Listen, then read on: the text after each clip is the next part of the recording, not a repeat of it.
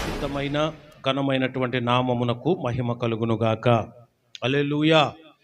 ప్రియులరా, మరి గత రాత్రి సెమీ క్రిస్మస్ సెలబ్రేషన్గా మనందరం కూడా జరుపుకున్నాం.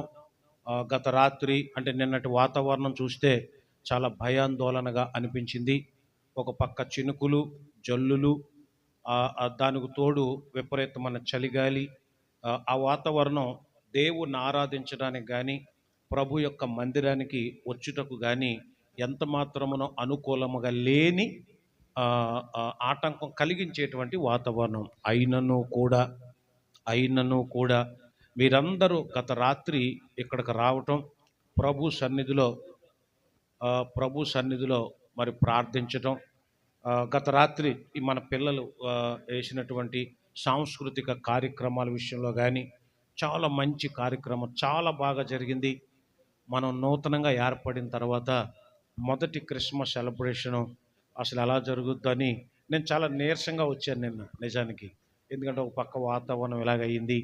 ఎందుకంటే బయట నుంచి ప్రజలు ఎక్కువ మంది రావడానికి, అంత చలిలో బయటికి రావాలంటే ఎవరికైనా అంత ఇష్టం ఉండదు. కాబట్టి ఎలా జరుగుద్దో అనుకుంటూ మేము వచ్చాం.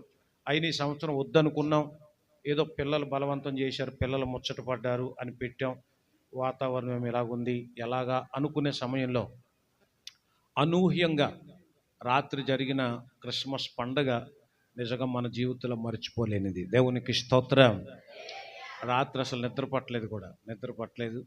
దాదాపుగా 3 గంటలకు అనుకుంటా నేను అలారం పెట్టుకుని మళ్ళీ 4 గంటలకు లేవటం కోసం ఆ కొద్దిసేపు పండుకోగలిగాం. ఇక అమ్మగారు అయితే ఇక్కడే ఉండిపోయి ఈ కార్యక్రమం అంతా కూడా వారి టీం వారందరూ చాలా చక్కని ఎఫర్ట్స్తో ఇక మార్నింగ్ ఇంటికి రాలేదు. వాళ్ళు చాలా మంచిగా చేశారు. రాత్రి డెకరేట్ చేసిన వాళ్ళందరికీ ఒకసారి గట్టిగా చప్పట్లు కొడుతూ ప్రభు యొక్క నామాన్ని మహింపడదాం. మనం చదువుకున్న ఈ భాగంలో నుంచి కొన్ని విషయాలు నేను టూకీగా చెప్పి నా సందేశాన్ని ముగిస్తాను. ఎందుకంటే చాలా కార్యక్రమాలు మన ముందున్నాయి. కాబట్టి మనం మత్తయి సువార్త 2వ అధ్యాయం 1 నుంచి 12 వచనాల వరకు చదువుకున్నాం. ఇందులో మొట్టమొదటిగా హేరోదు రాజు అనేవాడు ఒకడు కనబడతాడు. యూదులకు రాజుగా ఉన్నటువంటి అతను యెరూషలేములో కనబడతాడు. జ్ఞానులు నక్షత్రాన్ని చూచి బయలుదేరారట. ఒక మహానుభావుడు యూదులకు రాజు పుట్టాడనే సంకేతం ఒక నక్షత్రంలో కనబడింది. ఆ నక్షత్రం దారి చూపించగా వాళ్ళందరూ కూడా బయలుదేరారు. ఎందుకో తెలీదు, ఆ యెరూషలేముకు వచ్చిన తర్వాత నక్షత్రం కొంచెం మరుగయి కనబడకపోయేసరికి మరలా వాళ్ళు రాజుగా పుట్టాడంటే రాజుకే తెలుస్తుందని యెరూషలేము రాజు అయినటువంటి హేరోదు దగ్గరకు వెళ్ళారు. అక్కడికి వెళ్ళిన తర్వాత పుట్టాడు అనే సంగతి ఆయనకు కూడా తెలియదు. ఈ జ్ఞానుల ద్వారా తెలుసుకున్నాడు. అప్పుడు నాకు అనిపించింది, దేవుని యొక్క చిత్తాలు, దేవుని యొక్క ప్రణాళికలు మన ఊహకు అందవు, మన ఆలోచనకు తట్టవు. ఆ రాజుకి ఈ వార్త తెలియచేయటం కోసం ఆ నక్షత్రం కాస్త మరుగయ్యింది ఆ కాసేపు అని నేను ఎంతగానో భావించి చక్కటి పాఠాన్ని నేను నేర్చుకున్నాను. దేవునికి స్తోత్రం కలుగునుగాక. హల్లెలూయా, హల్లెలూయా. మీరు లేకపోతే అది పక్కన కట్టేసుకుని కొద్దిగా ఈ ఎదురుగా ఉన్న వాళ్ళ రెస్పాన్సిబిలిటీ, కోత వచ్చినా కుక్క వచ్చినా ఏనుగు వచ్చినా సరే మీరే చూడాలి, ఓకేనా? ఎందుకంటే పాపం ఆయన ఇలా చూస్తున్నారు కదా, అది ఎందుకంటే తోటలు కదా, కాబట్టి కొంచెం ఇబ్బంది లేకుండా, ఓకేనా? టక్ మనసులోకి వెళ్ళిపోతుంది అంతే అది, అలాగే, ఓకేనా? అప్పుడు హేరోదు రాజుని అడిగారు. రాజు కూడా తెలియదు అన్నాడు. ఆ గ్రంథాలు తెప్పించారు, విపులంగా చదివించుకున్నాడు. నిజమే, యూదులకు రాజు పుట్టాడు అని నిర్ధారించుకున్న తర్వాత అతను అన్నాడు, మీరు వెళ్ళండి, ఆయన ఎక్కడున్నాడో కనుక్కోండి, పూజించండి, తిరిగి వచ్చి మరలా నాకు చెప్పండి, నేను వచ్చి పూజిస్తాను అన్నాడు. కానీ మార్గ మధ్యలో ఒక రాత్రిపూట వాళ్ళు నిద్రపోతే ఆ జ్ఞానులకు దేవుని యొక్క దర్శనం స్వప్నమందు వినబడిందట, మీరు మరలా తిరిగి హేరోదు నొద్దకు వెళ్ళొద్దు అని. దేవునికి స్తోత్రం. అసలు ఎందుకు వెళ్ళొద్దు అన్నాడు అని హేరోదు గురించి కూడా నేను ఆలోచన చేశాను. హేరోదు దగ్గరికి ఎందుకు వెళ్ళొద్దు అన్నాడు ప్రభు, అది కూడా ఓ చక్కటి పాఠం. అయితే ఈరోజు మనం ప్రతిసారి కూడా నక్షత్రమును గురించి ధ్యానం చేస్తూ ఉంటాం. ఎందుకు అనంటే నక్షత్రం దారి చూపించింది కాబట్టి, జ్ఞానులను నడిపించింది కాబట్టి, ప్రతి ఊరిలో కూడా ఒక్కొక్క నక్షత్రాన్ని మనందరం కూడా ఏర్పాటు చేసుకొని స్టార్గా పిలుచుకుంటూ క్రిస్మస్కి ఆనవాలుగా అది చూపిస్తారు. ఎందుకంటే ఆ నక్షత్రమే యేసు ఉన్న ఇంటికి వాళ్ళను తీసుకువెళ్ళింది కాబట్టి అది చాలా ప్రత్యేకమైందని ఆ రోజు వాళ్ళు గ్రహించారు. అందుకనే ప్రియులర, దానియేలు గ్రంథం 12వ అధ్యాయంలో నక్షత్రమును గురించి, జ్యోతిని గురించి ఓ చక్కటి విషయాన్ని,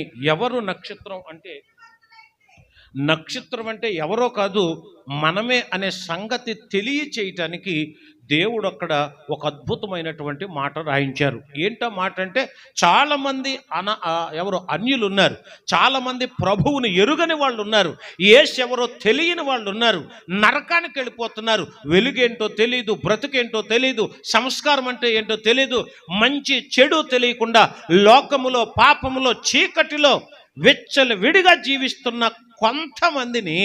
కొంతమందిని ఏ వ్యక్తి అయితే ప్రభు దగ్గరికి నడిపిస్తాడు, ఎందుకంటే ఆ నక్షత్రం నడిపించింది కాబట్టి, ఆ నక్షత్రం జ్ఞానులను నడిపించినట్టుగా ఈరోజు లోకములో మందిరానికి కానీ, యేసును పూజించడానికి కానీ ఎవరైతే రారో, ఎవరైతే రక్షణ పొందరో, ఎవరైతే ప్రభువుని నమ్మరో, అలా నమ్మని వారిని కొంతమందినైనా ఎవరైతే నడిపిస్తారో దాన్ని నీతి మార్గం అన్నారు. దేవునికి గట్టిగా స్తోత్రం చెబుదాం.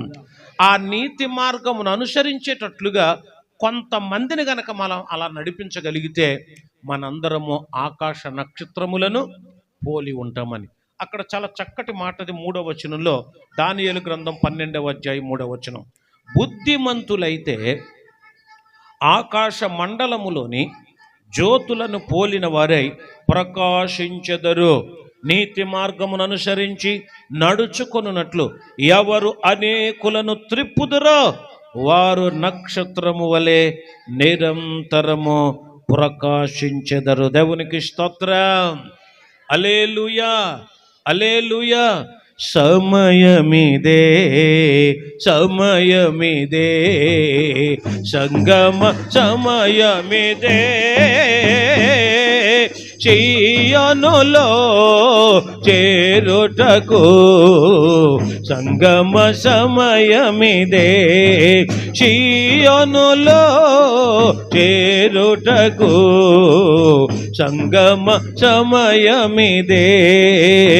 చూడుము భూమి మీద పాప చీకటి కమ్మియున్నది, చూడుము భూమి మీద పాప చీకటి కమ్మియున్నది, జ్యోతి వలె ప్రజ్వలించుము జీవవాక్యము పట్టుకొని, జ్యోతి వలె ప్రజ్వలించుము జీవవాక్యము పట్టుకొని. ఆమేన్. సమయమిదే సంగమ సమయమిదే, చీయోనులో రుటకు సంగమ సమయమిదే, చీయోనులో చేరుటకు సంగమ సమయమిదే. హల్లెలూయా. అంటే నీతి మార్గమున నడిపించటానికి ఎవరైతే ప్రయత్నం చేస్తారో, ప్రయాసపడతారో వాళ్ళందరూ కూడా ఎవరన్నమాట? నక్షత్రాలు, జ్యోతులు, చుక్కలు అని కూడా బైబిల్ గ్రంథంలో రాయబడి ఉంది. ఎందుకంటే చుక్క ఏదైనా, తార ఏదైనా, నక్షత్రం ఏదైనా మొట్టమొదటిగా దేవుడు ఆదికాండంలో సృజించినప్పుడు జ్యోతులను చేశాడట, పెద్ద జ్యోతులను చేశాడట. ముందు ఏమన్నాడు? పగటిని ఏలుటకు పెద్ద జ్యోతిని అంటే సూర్యుని, రాత్రిని ఏలుటకు అది చిన్న జ్యోత, అది పెద్ద జ్యోతే. ఆకాశం అందు 2 పెద్ద జ్యోతులు చేశాడు ఆయన. ఆ రెండు పెద్దవి. ఆ మిగిలినవన్నీ చుక్కలు ఉన్నాయే తారలు, వాటిని చిన్న జ్యోతులు అంటారు. దేవునికి స్తోత్రం. ప్రతి జ్యోతి కూడా వెలుగివ్వాల్సిందే. యేసయ్య వెలుగైతే, ఆ యేసయ్యను నమ్మిన నువ్వు వెలుగైతే, నువ్వు ఒక నక్షత్రంలాగా ప్రతి చోట ఏమవ్వాలి? ప్రకాశించాల్సిందే. దేవునికి స్తోత్రం. హల్లెలూయా. కాబట్టి మనందరం కూడా నక్షత్రాలాగా ఉండాలని ప్రతి సంవత్సరం కూడా చాలా చోట్ల మనం వింటూ ఉంటాం. అయితే ఈరోజు నేను ఒక 3 విషయాలు ఏం చెప్పాలనుకుంటున్నానంటే, ఏ నక్షత్రములాగా ఉండకూడదు అని. నక్షత్రాలు అన్నీ ఉన్నాయి, కానీ నక్షత్రాలలో అన్ని మంచి నక్షత్రాలు లేవు. అందరూ మంచివాళ్ళు కాదు, అందరూ నీతిమంతులు కాదు. ఏ నక్షత్రంలాగా మనం ఉండకూడదో ఒక 3 విషయాలు నేను చాలా టూకీగా మీకు తెలియజేస్తాను. దేవునికి స్తోత్రం కలుగును గాక. ఆ నక్షత్రం అయితే నడిపించింది, ఆ నక్షత్రం అయితే నజరేయుని చూపించింది. ఈ లోకంలో మనం కూడా అలాగే ఉండాలి. అయితే ఆ నక్షత్రంలాగా కాక మరికొన్ని మనుషులను ఉపయోగించి, ఈ మనుషులు ఈ నక్షత్రంలాగా ఉన్నారు, ఈ మనుషులు ఈ నక్షత్రంలాగా ఉన్నారని చెప్పి దేవుడు బైబిల్ గ్రంథంలో చాలా నక్షత్రాల గురించి రాశారు. ఈ పూట కొద్ది నిమిషాలు ఆ నక్షత్రాలు ఏంటో ఒక్కొక్కటిగా మనం చూద్దాం. నెంబర్ 1, చాలా ఇంపార్టెంట్ అయినటువంటి సందేశం మీరు చాలా జాగ్రత్తగా వినాలి. 1, యూదా గ్రంథం ఉంది బైబిల్లో. యూదా అనే పత్రికలో 1 అధ్యాయం ఉంటుంది. 13వ వచనాన్ని గనక మీరు చదివితే అక్కడ ఒక మాట ఈ విధంగా రాయబడి ఉంది. తమ బహుమానమును చదువుతారా? ఇంకా దొరకలేదా? ప్రకటన గ్రంథం ముందు ఉంటుంది, కొత్త నిబంధన గ్రంథాలు ఉంటుంది. తమ గట్టిగా చదవరేటమ్మా, ఇంకా గట్టిగా చదవాలి. అమ్మ ఈరోజు ఆదివారమా అమ్మ? కాదా? గట్టిగా చదవండి ఇప్పుడు. తమ అవమానమును నురుగు వెళ్ళగ్రక్కువారై సముద్రము యొక్క ప్రచండమైన అలలుగాను మార్గము తప్పి, ఈ మాట అండర్లైన్ చేయాలి, మార్గము తప్పి తిరుగు చుక్కలుగాను ఉన్నారు. వారి కొరకు గడాంధకారము నిరంతరము భద్రము చేయబడి ఉన్నది. ఇక్కడ కొంతమంది వ్యక్తులను ఉద్దేశించి యూదా ఈ పత్రిక రాశాడు. కొంతమంది ఉన్నారట. ఆ కొంతమంది తమ అవమానమును నురుగు వెళ్ళగ్రక్కువారే. ఒక వ్యక్తి నురుగు గక్కేస్తాడే, ఆ నురుగు ఉంచుదామన్నా ఉండదు లోపల. ఒకవేళ విషం తాగినా లేకపోతే ఏదో చేసినా నురుగు అనేది వస్తా చూసారా? ఆ నురుగు వెళ్ళగ్రక్కువారై సముద్రము యొక్క ప్రచండమైన అలలుగాను. ఈ అలలను కూడా ఎవరు ఆపలేరు. సముద్రంలో ఉన్న అలలు ఎవరు కూడా అణచలేరు అలలుగాను. తర్వాత నక్షత్రంతో పోలుస్తూ ఆయన ఏం చెప్పాడంటే, మార్గము తప్పి తిరుగు చుక్కలుగాను ఉన్నారట. అంటే మార్గమును తప్పి తిరిగే నక్షత్రాలు కొన్ని ఉన్నాయట. ఆ నక్షత్రాలను అనుసరించేటువంటి కొన్ని క్యారెక్టర్స్ ఉన్నాయట. అలాంటి జ్యోతులుగా, అలాంటి నక్షత్రాలుగా మనము ఉండకూడదు. ఇది మొదటి విషయం. ఎవరు వాళ్ళు? మీరు గనక పైన 11, 12 వచనాలు గనక చదివితే అక్కడ ఇలా రాయబడి, అయ్యో వారికి శ్రమ, వారు కయీను నడిచిన మార్గమున నడిచారు, బహుమానము పొందవలెనని బిలాము నడిచిన తప్పు త్రోవలో ఆతురముగా పరిగెత్తారు. కోరాహు చేసినట్టు తిరస్కారము చేసి నశించారు.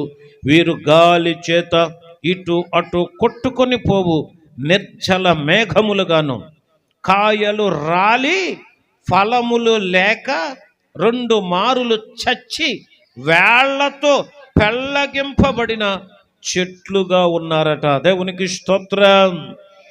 ఇక్కడ 3 గురించి రాశాడు. 1 కయీను, 2 బిలాము, 3 కోరాహు.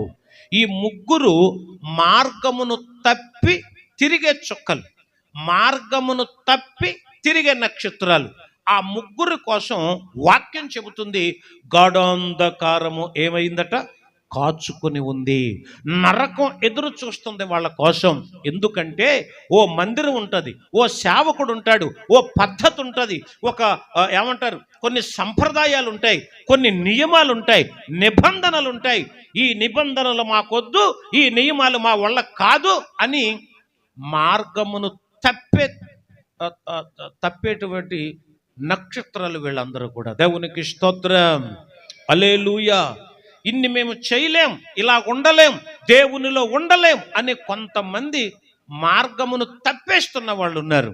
యేసయ్య అన్నాడు, నేనే మార్గం, నేనే సత్యం, నేనే జీవం.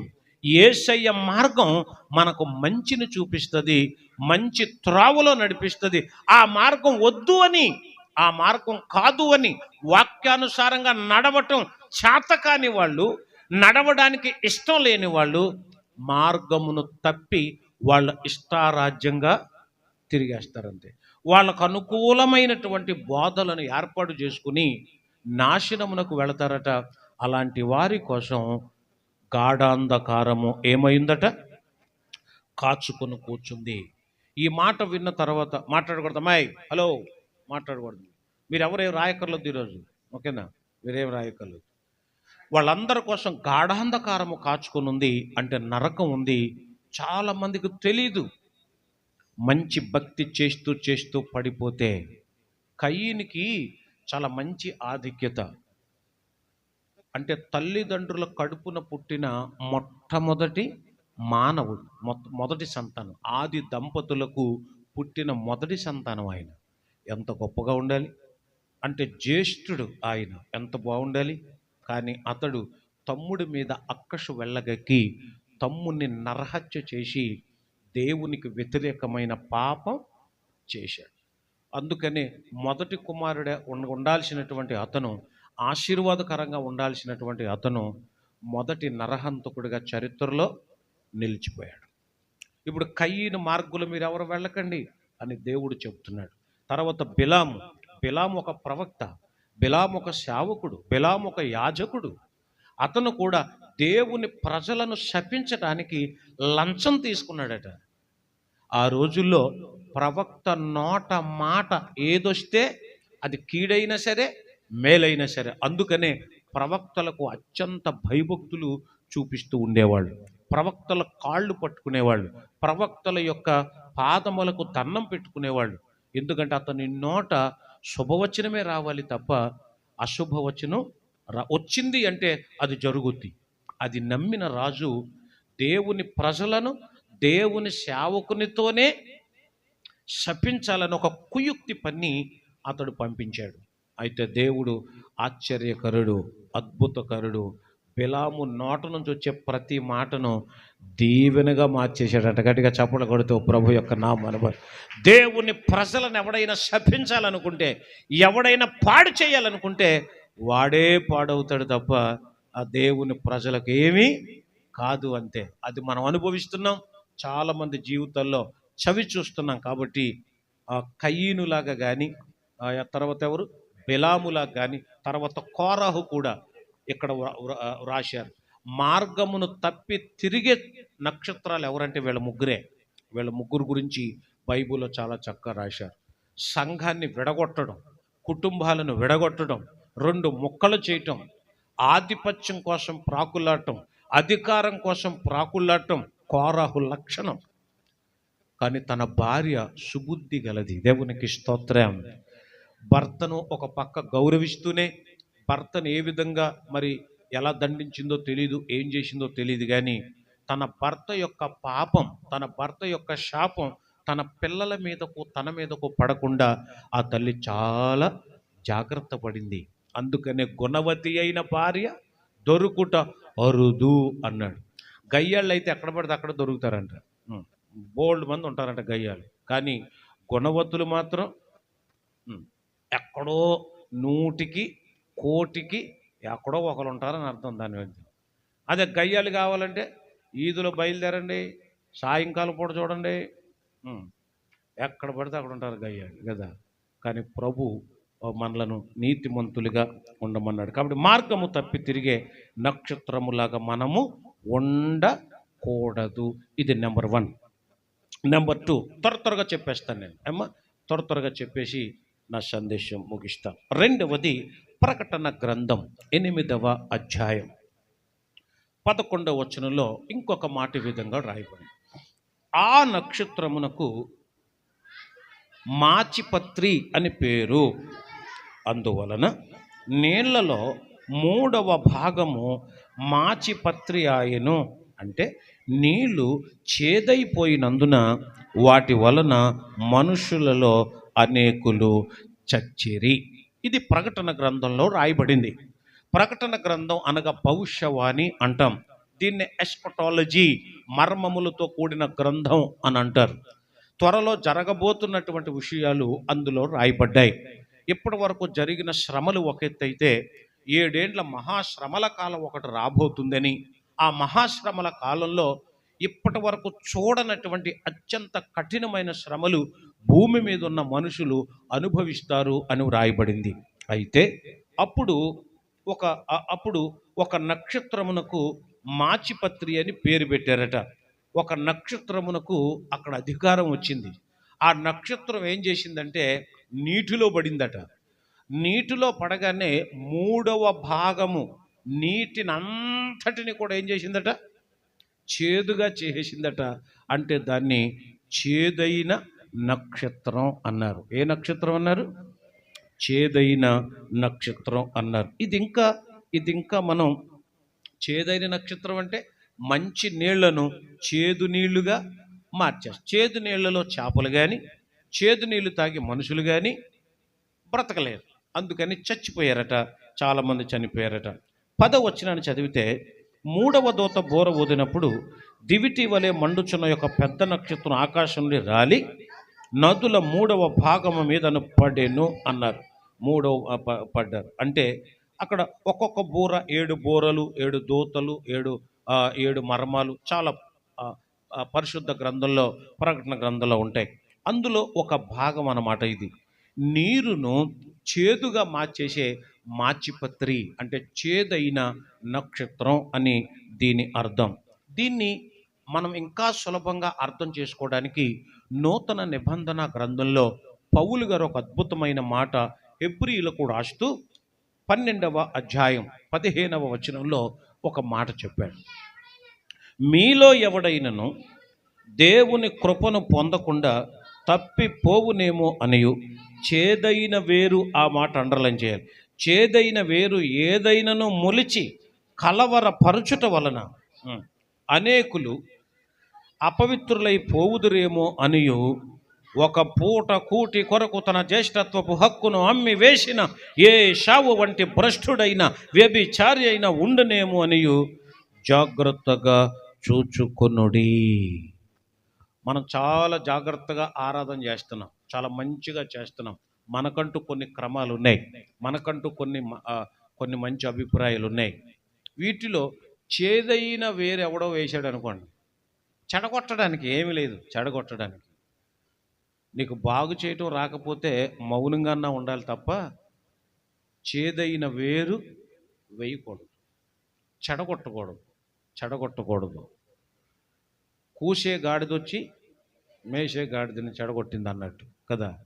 కొంతమంది పిల్లలు ఉంటారు, యూత్ వారు కానీ చిన్నపిల్లలు కానీ, ఒక్కొక్కడు లేకపోతే వీడు బాగానే ఉంటాడు. ఆడు జతగాడు వస్తాడు, వీడు అసలు మన మాట కూడా ఎండు. ఆ దొందు ఒకటైపోయి వాళ్ళు ఏం చెయ్యాలనుకుంటే అదే చేస్తారు.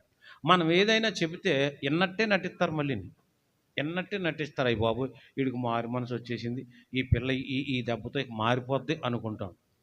బయటికి గుమ్మం దాటేసిన తర్వాత ఇద్దరు భుజానికి భుజాన్ని రాసుకుంటూ నవ్వుకుంటూ వెళ్తారు. మేము ఎలా తిట్టాము, మేము ఎలాగ అన్నాము, ఇదంతా వంకలు చెప్పుకుంటూ చేస్తారు తప్ప వాళ్ళలో మార్పు అనేది రావట్లా. ఎందుకు అని అంటే వేరు చేదైపోయింది. అది దేవునికి స్తోత్రం. వేరు చేదైపోయింది కాబట్టి ఇక దాన్ని ఎవరు మార్చలేరు. పైన కొమ్మ పక్కన ఆకు ఎండిపోయింది అనుకోండి, దాన్ని తీసేస్తాం. కానీ వేరు చేదైతే ఇక మొక్క మొత్తాన్ని తీయాలన్నమాట. అలాగున చేదైన వేరు మీలో మొలుస్తుందేమో, జాగ్రత్త. మీ భక్తిని పాడు చేసుకోకండి. ప్రతి వాళ్ళకు మంచి పేరు ఉంటుందండి. ఒక మంచి పేరు ఉంటుందండి విశ్వాసులందరిలో. దేవుడు అలాగిస్తాడు, ఒక్కొక్కరికి అలాగిస్తాడు. ఆ మంచి పేరుకు డామేజ్ అవుతున్న దేనినైనా సరే నీకు ఇష్టం లేకపోయినా మానేయాలంతే, దూరంగా ఉండాలి. అందుకు ఒక చిన్న ఉదాహరణ చెప్తాను. పౌలుకి మాంసాహారం బాగా ఇష్టం. అందులోనూ వేటాడి తెచ్చుకున్న మాంసాన్ని బాగా తినేవాడట. పౌలు సౌలుగా ఉన్న సమయంలో తన దగ్గర చాలామంది పరివారం ఉండేవాళ్ళు. అడవులోకి కనుక వెళితే కొన్ని జంతువులను వేటాడి తెచ్చుకొని కాల్చుకొని మరి తినేవాళ్ళట. అంత ఇష్టం పౌలుకి మాంసం అంటే. సౌలు పౌలుగా మారిపోయిన తర్వాత అతను తన మిషనరీ ప్రయాణాల్లో సువార్త సేవలో ఒక చోట ఉండవలసి వచ్చింది. ఒక గదిని అద్దెకు తీసుకొని ఉన్నాడు అక్కడ ఆయన.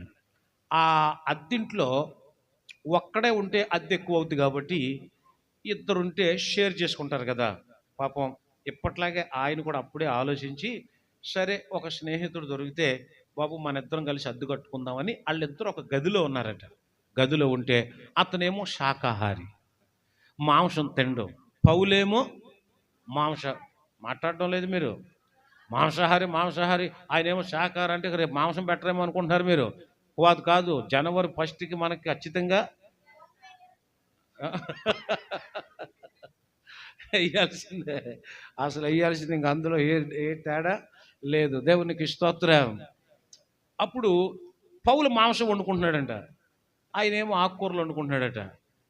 అతను ఈ మాంసం ఏపేటప్పుడు కానీ, మాంసం కూరలో మసాలాలు దట్టించేటప్పుడు కానీ ఆకుకూరకు అంత వాసన ఏమి ఉండదు, గుప్పుమనేమి రాదు.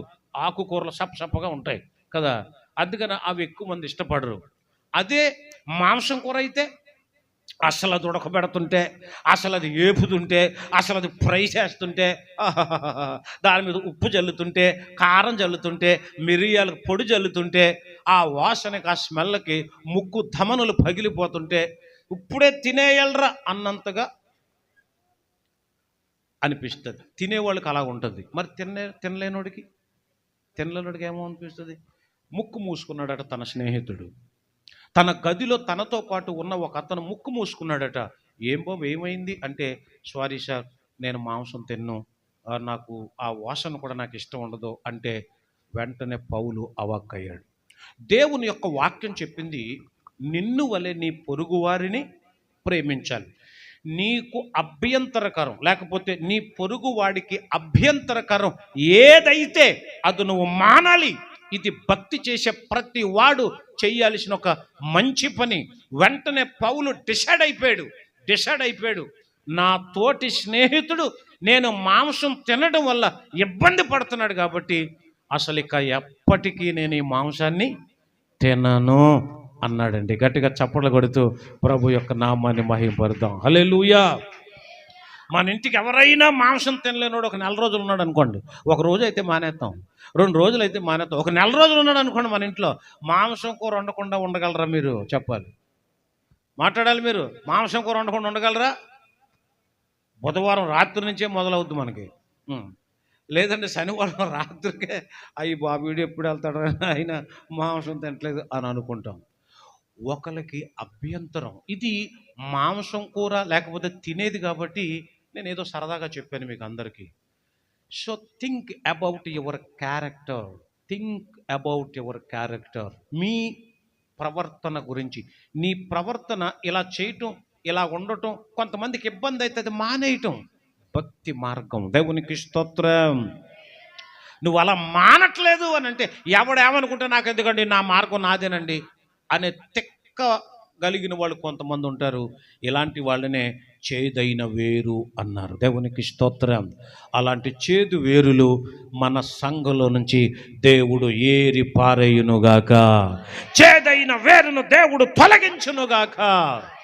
కాబట్టి ఈరోజు ఈ క్రిస్మస్ సందేశంలో ఏ నక్షత్రంలాగా మనం ఉండకూడదు అంటే, నెంబర్ 1 కాదు, మార్గము తప్పి తిరుగు నక్షత్రం వలె ఉండకూడదు. మార్గం తప్పిపోకూడదు.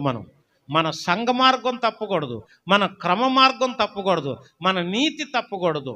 రెండవది చేదైన నక్షత్రములుగా ఇతరులను ఏం చేయకూడదు, మనం చెడపకూడదు. అది జాగ్రత్త, మీ ఫ్రెండ్స్ జాగ్రత్త, మీ మీ బంధువులు జాగ్రత్త సుమ, జాగ్రత్త సుమ. కొంతమంది పిల్లల గురించి చెబుతారు, కొంతమంది ఎక్కడికి వెళ్ళండి వెనకింటికి మాత్రమే వెళ్తాడు, అది జాలదాడు ఆడు కొంప కొల్లేరైపోవడానికి. అబ్బాయి ఎక్కడికి వెళ్ళండి మా వాడు ఎదురింటికి మాత్రం వెళ్తాడు, అదొకడు చాలు చేదైన వేరు వాడికి మొలవడానికి. నేను చాలాసార్లు చాలా మంచిగా చెప్తాను, క్రిస్మస్ సందర్భంగా ఇది కూడా చెప్తున్నాను. సాయంత్రం చీకట పడింది అంటే ఆడపిల్లలు కానీ మగపిల్లలైనా సరే, ఈవెన్ దట్ ఆడపిల్లలు కానీ మగపిల్లలు కానీ తల్లిదండ్రుల దగ్గరే ఉండాలి, ఇంట్లోనే చదువుకోవాలి, ఇంట్లోనే ఉండాలి. ఇదొక్కటి పాటిస్తే సకానికి పైన కొన్ని ప్రాబ్లమ్స్కి మనం దూరంగా ఉన్నట్టే. నెంబర్ 2, రెండవది cell it leads you hell అన్నాడు ఒక ఆయన. సెల్ ఏం చేస్తుందంట, నిన్ను ఎక్కడికి నడిపిస్తుందంట? The cell phone leads you into the hell, అంటే నరకానికి నడిపిస్తుందట. దాంతో ఎక్కువ ఉంటున్నారనుకోండి, దాంతో ఎక్కువ చూస్తున్నారనుకోండి, ఎక్కువ ఉన్నారనుకోండి, so who can understand something there is a wrong step అనేది మనం బాగా ఆలోచించాలి. మీరందరూ కూడా తల్లిదండ్రులు ఉన్నారు, యవనస్తులైన పిల్లలు ఉన్నారు, మీరందరూ ఇది చక్కగా పాటించాలని ప్రభు పేరు మనం చేస్తాం. లేదంటే ఈ ఫోనే నీ పాలిట శాపం అవుతుంది. దేవునికి స్తోత్రం. కాబట్టి జాగ్రత్త, పెద్ద ఫోన్లతో అసలు పిల్లల్ని ఆడుకోనివ్వకండి, కొంచెం కఠినంగా వ్యవహరించండి. ఆ విషయంలో కొంచెం జాగ్రత్త వహిస్తే చాలా మట్టుకి బాగుంటుంది. ఎవరైనా కొత్త బట్టలు కొనిచ్చారంటే నేను చాలా సంతోషిస్తాను. ఇది పిల్లలకి కొత్త బట్టలు ఇచ్చారండి, మా అమ్మలు కొన్నారండి, మా నాన్నలు కొన్నారంటే ఐఎమ్ వెరీ హ్యాపీ. కొత్త బైబిల్ కొనిచ్చారంటే ఐఎమ్ వెరీ హ్యాపీ. లేకపోతే కొత్త చెవులీలు కొనిచ్చారంటే ఇంకా హ్యాపీ. నాకు ఒక బైక్ ఇచ్చారనంటే చాలా హ్యాపీ. కానీ ఎవరైనా సెల్ ఫోన్ కొనిచ్చారన్నారంటే కొంచెం బాధ అనిపిస్తుంది, నాకు కొంచెం బాధ అనిపిస్తుంది. అవునా కాదు? మీరు చూడండి, కొన్ని కళ్ళు డిఫరెంట్గా చూస్తాయి, కూర్చున్న వారిలో కొన్ని కళ్ళు ఎలా చూస్తాయి? వాళ్ళకి అబ్జర్వేషన్స్ ఎక్కువ. వాక్యం అయిపోయిన తర్వాత అడగండి. 3 విషయాలు చెప్పారు ఈరోజు అయ్యగారు, ఏ నక్షత్రంలాగా ఉండకూడదని చెప్తారేమో చూడండి. అలాంటి అబ్జర్వేషన్ ఉండదు. జాగ్రత్త. So our character should be చాలా బాగుండాలనేది నా తాపత్రయం. దేవునికి స్తోత్రం. ముగిస్తున్నాను. ఇంకొక 3వ విషయం ఒక్కటి చెప్పి నేను ముగిస్తాను. 1, మార్గము తప్పి తిరిగే నక్షత్రంలాగా ఉండకూడదు. 2, మాచిపత్రి అని నక్షత్రంలాగా ఉండకూడదు, అంటే చేదైన నక్షత్రంలాగా ఉండకూడదు. మూడవది అపోస్తుల కార్యముల గ్రంథం 7వ అధ్యాయం 43వ వచనం. త్వరగా చదివిస్తే నేను వెంటనే ప్రార్థన చేస్తాను. అమ్మా, మీరు పూజించుటకు చేసుకొనిన ప్రతిమలైన మొలోకు గుడారమును, రంపాయను దేవత యొక్క నక్షత్రమును మోసుకుని పోయిరి గనుక బబులోను ఆవలికి మిమ్మును కొనుపోయేదను, మిమ్మును కొనుపోదును. దేవునికి స్తోత్రం. ఇది చాలండి. దీంట్లో మనం నేర్చుకునేటువంటి పాఠం ఏంటంటే, ఇది కొంచెం లోతుగా వెళ్ళాలి, చాలా ఎక్కువ టైం తీసుకోవాలి ఇది అర్థం అవ్వాలి అంటే. కానీ ఒకే ఒక విషయం టూకీగా చెప్తాను. ప్రతిమలైన నక్షత్రము అన్నాడు, ప్రతిమలైన నక్షత్రములు అన్నాడు. అంటే నక్షత్ర ఆకారమును చేసుకొని ఆ రోజుల్లో దేవునికి వ్యతిరేకంగా కొంతమంది పూజించేవారట. ఉదాహరణకు ఇదే విషయాన్ని అక్కడ భక్తుడు చెబుతూ, సీనాయి పర్వతము నుండి జీవవాక్యమును తెచ్చాడు భక్తుడైనటువంటి మోషే. 40 రోజులు దేవునితో మాట్లాడి జీవవాక్యం తెచ్చాడు. ఈ లోపల కిందున్న వాళ్ళందరూ ఏం చేశారు? ప్రతిమలను చేసుకొని, నక్షత్ర ఆకారాలను చేసుకొని, దూడ ఆకారాలను చేసుకొని, బంగారంతో పోయబడిన కొన్ని విగ్రహాలను చేసుకొని వాళ్ళందరూ కూడా వాటికి సాగిలపడి పూజించడం మొదలెట్టారు. అది దేవునికి చాలా కఠినమైనటువంటి మాటగా అనిపించింది, ఇష్టం లేనటువంటి ప్రక్రియగా అనిపించింది. ఇదే 7వ అధ్యాయం 51వ వచనం మీరు చదివితే, మెడ వంచని తరము అనే మాట నాకు చాలా బాగా అనిపించింది. మెడ వంచని వాళ్ళు ఎన్నిసార్లు చెప్పినా, ఎన్నిసార్లు గద్దించినా వినని వాడు, మెడ వంచడంతే వాడు, వాడు మెడ వంచని తరం. కాబట్టి ప్రతిమలైన నక్షత్రములుగా ఉండకూడదు. దేవునికి స్తోత్రం, హల్లెలూయా. దీన్ని ఇంకొకలా కూడా చెప్పాలి. మనందరం చాలా కొత్త డ్రెస్సులు వేసుకొచ్చాం కదా అన్నారా ఎవరైనా? మీరు ఈరోజు నక్షత్రంలాగా ఉన్నారు, చాలా చాలా బాగుంది మీ డ్రెస్ అని ఎవరైనా అన్నారా? అన్నారా? అన్నారు అనుకోండి, మనలో ఒక ఫీలింగ్ వస్తుందా రాదా? ప్రమిళ నువ్వు చెప్తే వస్తుందా రాదా? ఖచ్చితంగా వస్తుంది కదా. మీరు కాదు, నన్నే ఎవరు అన్నారు అనుకోండి, ఈరోజు మీ డ్రెస్ చాలా బాగుందని. అలాగే ఎవరు అనరు, ఎందుకంటే ఎప్పుడు మనది వైట్ అండ్ వైట్ కాబట్టి. అది మనల్ని ఎవరు అనరు, మీ బట్టలు బాగున్నాయి, మీ డ్రెస్ బాగుందని ఎవరు అనరు కదా. మీరు ఒకరికొకరు అనుకుంటారు. రాత్రి ఒకే డ్రెస్ వేసుకొచ్చారు చూసారా పిల్లలు, తర్వాత పెద్దోళ్ళు కూడా. ఇట్స్ లుకింగ్ వెరీ బ్యూటిఫుల్ అన్నమాట. చాలా మహిమకరంగా అనిపించింది నాకు, చాలా మంచిగా అనిపించింది. చూడటానికి రెండు కళ్ళు సరిపోలేదు అన్నమాట. అందుకనే పిల్లలతో మరలా ఇంకోసారి వేసాం. దేవునికి స్తోత్రం. అలాగని మిగతాయి బాగాలేదు అనేది నా ఉద్దేశం కాదు, కానీ చిన్న పిల్లలు చాలా క్యూట్గా ఒకే సిమిలర్గా డ్రెస్ వేస్తే ఎంత బాగుందో. తర్వాత సింగింగ్ టీంలో కూడా 3 టీములు వాడు చాలా మంచిగా డిజైన్ చేసుకున్నారు, కానీ కొన్ని టీముల్లో ఆ సిమిలారిటీ చాలా బాగుంది. అలాగ ఎవరైనా అప్రిషియేట్ చేస్తే మనలో ఒక అహం, ఒక గర్వం అనేది ఏమవుతుంది, పెరిగిపోతా. అక్కడ జాగ్రత్త పడాలి. అలాంటి నక్షత్రంలాగా, ప్రతిమలైన నక్షత్రంలాగా మనము ఉండకూడదు. దేవునికి స్తోత్రం. మరి ఎలాంటి నక్షత్రంలాగా ఉండాలంటే యేసయ్య దగ్గరకు నడిపించే నక్షత్రంలాగా ఉండాలి. మనం ఊళ్ళో బ్రతుకుతాం, మన చుట్టుపక్కల బ్రతుకుతాం, వాళ్ళని మందిరాలకు నడిపించాలి తప్ప మందిరాల నుంచి చెడగొట్టకూడదు, భక్తి నుంచి చెడగొట్టకూడదు. కాబట్టి అలాంటి కృప ఈ 3 నక్షత్రాలాగా మనం ఉండకూడదు. యేసయ్య దగ్గరకు నడిపించే నక్షత్రంలాగా మనం ఉండాలి. అలా ఉందురు గాకని ప్రార్థన చేస్తూ మిమ్మల్ని అందరిని దీవిస్తూ, మన కల్వరి క్రైస్ట్ చర్చిలో ఉన్న ప్రతి ఒక్కొక్కరు ఒక్కొక్క నక్షత్రమై యేసయ్య యొద్దకు నడిపించేటువంటి మంచి నక్షత్రాలుగా మారుదురుగాక. మార్గమును తప్పి తిరిగే నక్షత్రంలాగా ఉండకుందురుగాక. మాచి పత్రి అయిన నక్షత్రములాగా, చేదైన నక్షత్రంలాగా ఇతరులు చెడగొట్టే వారిగా మన బిడ్డలు ఉండకుందురుగాక. ప్రతిమలైన నక్షత్రములలాగా మనము ఉండకుందుముగాక.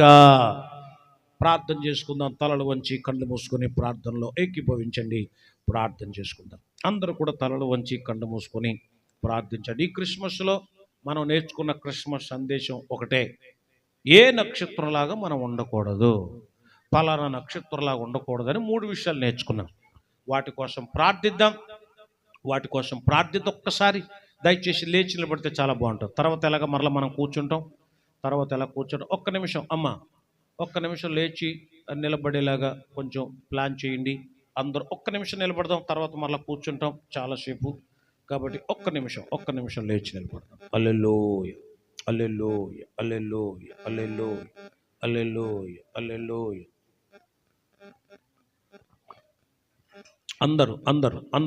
అందరూ కూడా ఒక్క నిమిషం లేచి చెప్పండి. ప్రభువా, నేను నక్షత్రములాగా ఉండాలి, యేసయ్య యొద్దకు నడిపించిన నక్షత్రంలాగా ఉండాలి తప్ప మార్గము తప్పి తిరిగే నక్షత్రంలా కానీ, మాచపత్రి అయిన నక్షత్రంలా కానీ, ప్రతిమలైన నక్షత్రంలా కానీ, అంటే ఫేమస్ అయిపోవాలనే బుద్ధి కలిగిన నక్షత్రంలాగా ఉండకూడదు. అలాంటి కృప నాకు, మా బిడ్డలకు దయచేయండి. ఇక్కడ అందరినీ దీవించండి. క్రిస్మస్ సందేశం అందరికి మేలు కలుగును గాక. ఇక్కడ ఉన్న వారికి మాత్రమే కాక పరోక్షంగా వీక్షిస్తున్న ప్రతి ఒక్కరికి ఈ సందేశం మేలు కలుగును గాక, దీవెన కలుగును గాక, ఆశీర్వాదం కలుగును గాక. అలాంటి కృప ఇచ్చి నడిపించమని. అలాగే ఇప్పుడు కానుకలు పట్టబోతున్నాం ప్రభు. క్రిస్మస్ పండుగ రోజున మరి పండుగ చందా మేము వేయబోతున్నాం. ఈ ప్రతి కానుకలను మీరుండి నడిపించి మహిమను పొందమని, అభిషేకంతో నింపి ఆశీర్వదించమని యేసయ్య పరిశుద్ధ నామములో ప్రార్థించుచున్నాము పరమ తండ్రి. ఆమేన్.